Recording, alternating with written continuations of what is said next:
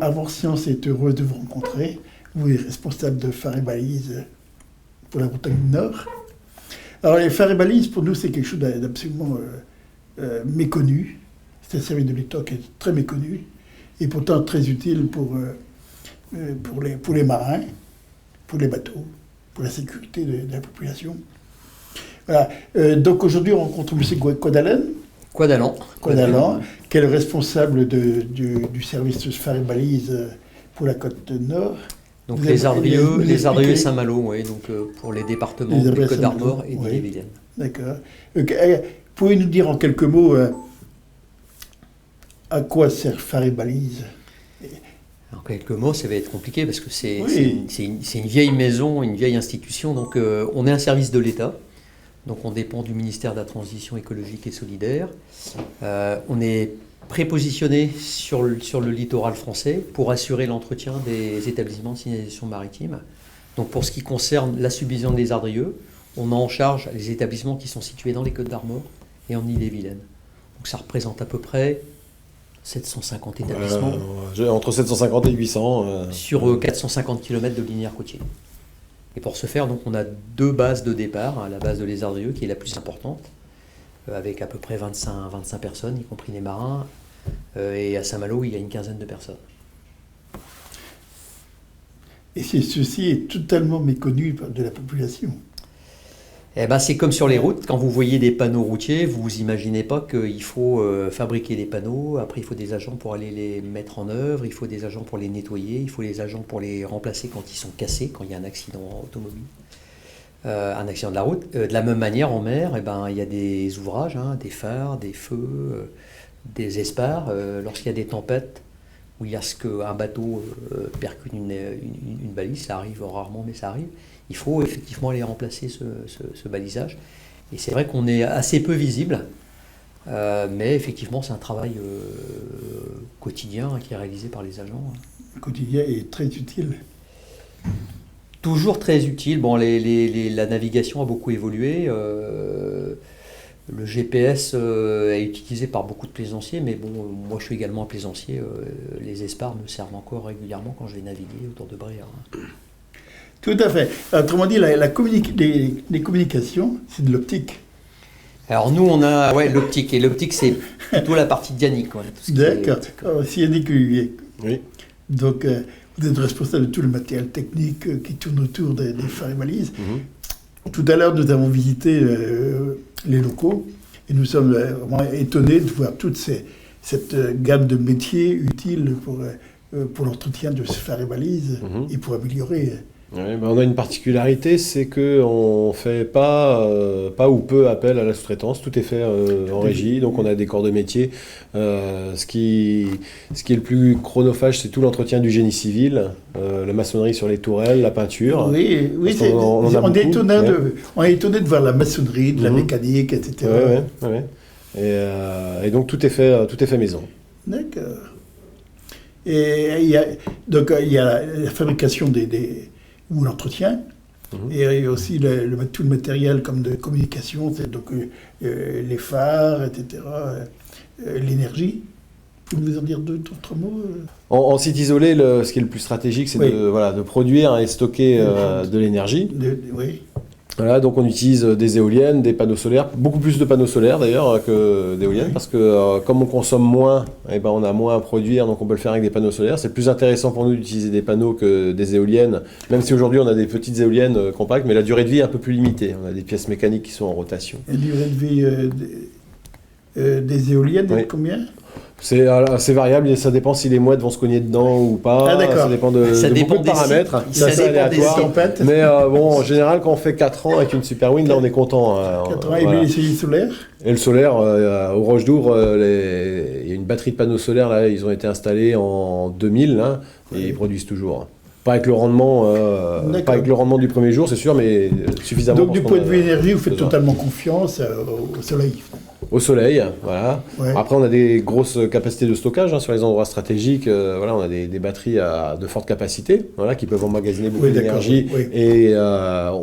et assurer 8 à 10 jours strictement sans soleil. On peut vivre sur la batterie. D'accord, mais Et puis sur d'autres endroits très stratégiques comme les Sept-Îles ou les Roches d'Ouvre, où en plus on a une Oui, station oui. cross là qui est importante, on a des groupes électrogènes. Alors, on fait confiance, mais on reste prévoyant, quoi. Alors, On on fait a confiance, des on est redondances. prévoyant.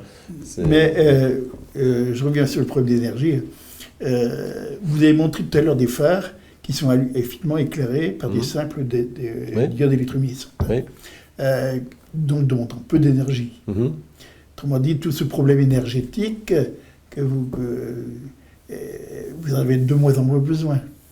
Ah bah oui, il y a encore 15 ans de ça, où on avait des lampes qui consommaient Des plus, on grosses était, lampes, on était obligé oui. de produire d'autant plus voilà, que les lampes consommaient, et ce qui faisait qu'on utilisait des grosses machines comme vous avez à l'entrée du parc, là, Ouais. voilà, la machine type Sept-Îles, mais fallait installer ça sur des pylônes de 20 à 25 mètres de haut, voilà, pour que ce soit dégagé, voilà, que ce soit en plein vent, là, qui est une zone de dégagement pour qu'elle prenne bien le vent. Et donc monter une machine de 600 kg sur un pylône de 20 mètres, en plus c'était pas très fiable, donc il fallait les manutentionner assez souvent, là. C'était pas des opérations très, très sympathiques, c'était dangereux, et ça mobilisait beaucoup de personnel qu'on n'a plus aujourd'hui non plus. D'accord, ouais. Voilà. Donc on fait aussi bien, voire même mieux, en tout cas différemment, avec moins de moyens humains, mais par contre en termes de moyens logistiques, vous avez vu les ateliers là, Oui. On s'est beaucoup modernisé ces dernières années. Ouais. On fait voilà, appel à la c'est très location de modernisé. matériel.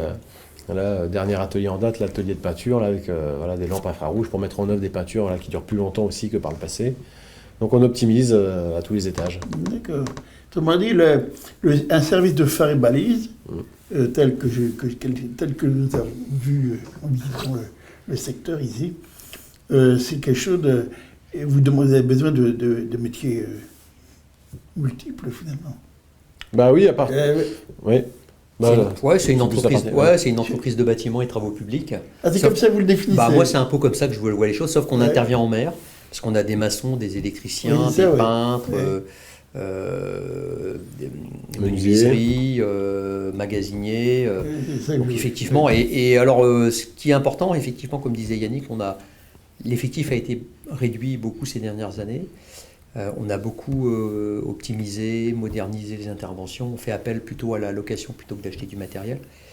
Et ce qui pour moi est le plus important, c'est la plus-value de notre service, c'est effectivement notre manière de faire, mais c'est surtout les hommes et les femmes qui y travaillent. Enfin, Oui. la valeur ajoutée du service, c'est les agents, leurs compétences, leur capacité à s'adapter, la cohésion au sein du groupe, parce que finalement, ils sont très polyvalents. Ils sont amenés à travailler sur leur métier initial, mais un soudeur, si on a besoin de lui pour aller faire de la maçonnerie au phare des Roches d'Ouvre pendant une semaine, et ben, il va quitter son atelier de soudure et il va aller travailler sous les ordres du chef d'équipe maçon aux Roches d'Ouvre. Donc il va devoir s'adapter. Donc ce qui est intéressant, c'est ça, c'était cette capacité aussi des personnels à s'adapter aux besoins depuis ces dernières années. D'accord. Et je pense que c'est un service qui marche 24 heures sur 24. Ouais, enfin bon, Quand quand il y a même, une- faut pas. On n'est pas des c'est ça. surhommes. Non, on a un agent d'astreinte là, c'est aussi. Mais- la- il y a on a de de l'astreinte. Voilà, là, Yannick peut plus vous en Non, parler. C'est lui qui Oui, s'en c'est occupe. important parce que Mhm. c'est comme c'est un service utile pour la sécurité des bateaux et des hommes. Mhm. Donc il faut pas que ça tombe en panne. Ouais, on a une mission régalienne d'information Tout à fait. aux usagers. Donc dès qu'on a un incident qui est détecté, soit de manière automatique par les dispositifs de supervision qu'on a, ou une bouée qui est partie signalée par des plaisanciers ou par des capitaineries ou par des sémaphores, on a le devoir d'informer au plus rapide. Et pour ça, on a un agent d'astreinte. Alors c'est pas le même, hein, ça tourne. Oui, c'est 24 sur 24. Voilà, mais 24 sur 24, y compris la nuit de Noël. Enfin, on a quelqu'un qui est d'astreinte 365 jours par an. Ouais. La première obligation qu'on a, c'est d'informer le navigateur. Dès qu'on a Oui, d'accord. un problème, on informe le navigateur. Le dépannage, l'intervention, entre guillemets, c'est pas secondaire, mais ça vient en priorité. D'abord, on informe.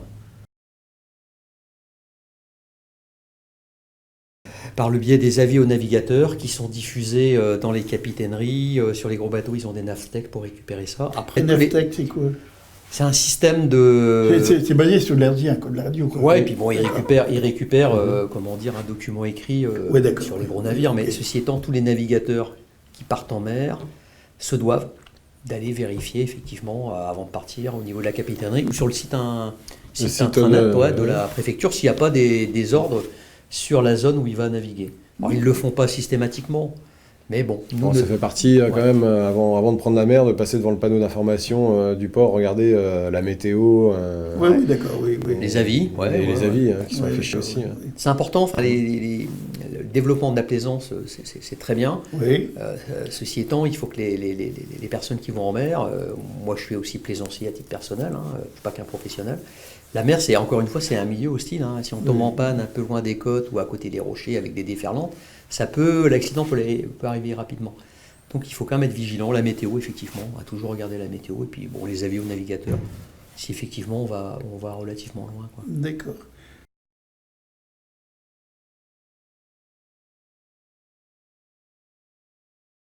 C'est vrai, il n'y a pas une grande culture de la communication. Oui. Et depuis assez peu de temps, c'est nouveau. Là, on essaye de s'ouvrir sur l'extérieur. Là. Oui. On a participé 2 fois aux Journées du patrimoine, 3 fois. J'ai le patrimoine. Et donc, tous les 4 ans, on s'est mis d'accord. Le centre est ouvert pour le patrimoine. On reçoit le public. C'est important.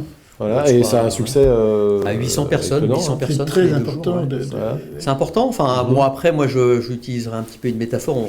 Nous, au Phare et Balise, on n'est pas là pour briller, pour s'exposer. On est là pour éclairer. On éclaire le navigateur. Voilà, mais on n'est pas là pour briller. Alors, si effectivement on parle de nous par le biais de votre conférence, on est satisfait parce que ça met en valeur le travail des agents. Maintenant, on est aussi un service de l'État. On communique. Mais il n'y a pas de surexposition médiatique, c'est pas notre boulot. Encore une fois, on est là pour éclairer, pas pour briller. C'est un peu comme ça que moi je vois les choses. Ceci étant, moi je suis très satisfait de voir que Yannick, comme moi, on ait participé à une conférence, qu'il y ait des articles de presse sur les agents. Actuellement, on a un documentaire qui est en cours de tournage par une personne du Plestin des Grèves, donc qui va sortir en 52 minutes sur les phares et balises, la subvision des Ardrieux et de Saint-Malo. Moi, je trouve ça intéressant. C'est aussi transmettre aux générations futures la manière dont on travaillait au phare et balises au début du XXIe siècle. Il y a 30 ans en arrière, on ne travaillait pas de la même manière. Dans 20, dans 30 ans, ça sera complètement différent encore. Donc là, on marque à un instant T. C'est ça qui est intéressant. Pourquoi les Ardrieux, c'est l'histoire, en fait, c'est assez simple à expliquer. Lors de la construction du phare des Hauts-de-Bréa entre 1836 et 1839, il a fallu trouver une base pour accéder assez facilement. Et comme les bateaux, c'était des bateaux à voile, donc ils ont profité du flot, de la marée montante et descendante. Et du coup, ils se sont basés sur l'île de Bréa, à la corderie de mémoire. On voit encore des traces d'ailleurs de l'implantation. Donc ils sont restés là-bas jusqu'aux années 1890 à peu près. Donc c'était toute la période de la construction des tourelles, etc. Beaucoup de choses ont été faites à partir de la base de Bréa. Dans ces années 1890, ils ont touché un nouveau bateau de travaux. C'était un bateau à vapeur. Et il fallait surtout pas que le bateau... c'était pas très bon pour le bateau qu'il soit sec. Et donc ils ont cherché un endroit où le bateau serait toujours à l'eau, où il y aurait toujours suffisamment d'eau pour qu'il n'échoue pas. Et ils ont ciblé deux sites, donc l'Ogivie de la Mer et les Ardrieux. Alors l'Ogivie de la Mer n'a pas été retenu parce que c'était quand même très loin des voies de communication à l'époque. Ça l'est toujours, mais moins. Et les Ardrieux étaient retenus. Donc le parc est arrivé ici dans les années 1890-1900. Il y a eu des constructions progressives. Alors pour l'anecdote, les gens de Bréa, la municipalité n'était pas contente de voir partir les phares et balises parce que c'était environ une 60aine de personnes avec des familles, parce qu'il y avait des gens qui travaillaient au phare et balises, donc les tailleurs de pierre. Leur famille était implantée sur Bréa, donc ils ont écrit au ministre de mémoire, mais il n'y a pas eu de suite. Et inversement, les Ardrieux n'étaient pas contents de voir arriver les phares et balises, parce que le site où on est, pour l'installer là où on est, il a fallu supprimer une voie d'accès à une plage qui se trouve derrière. Voilà, donc, et le parc a été installé là dans les années 1900, c'est monté en puissance tranquillement. En 1944, les Allemands ont tout rasé par mesure de rétorsion, parce qu'il y a eu des actes de résistance au sein de la subdivision. Et du coup, après, donc, ça a été reconstruit, entre guillemets, c'est les Allemands qui auraient payé, entre guillemets, ces remboursements suite aux dettes de guerre. Et alors, donc, c'est un site, les bâtiments, magnifique. Enfin, on a un patrimoine bâti exceptionnel, en plus dans un site environnemental assez exceptionnel. Alors avec les agents, depuis quelques années, enfin ça fait même plus de 10 ans maintenant, on en a conscience et on essaye de mettre ça en valeur. Hein. On a mis des lanternes sur le parc, enfin on fait en sorte de bien maintenir ça en état. Oui. D'accord. Et c'est aussi la région du département, la partie du département où il y a le plus de balisage. Oui, Et la plus grosse concentration de balisage, elle est par ici, hein, sur Paimpol, Tréguier. Parce que c'est plus rocheux. À Bréa, il y a beaucoup, enfin, Voilà, tu as tout à fait raison Yannick, effectivement. À comparer avec l'est du département, à l'est. Pléneuf, Erquy, Oui. voilà, où c'est plus sableux, moins découpé. Je vous remercie aussi. Merci.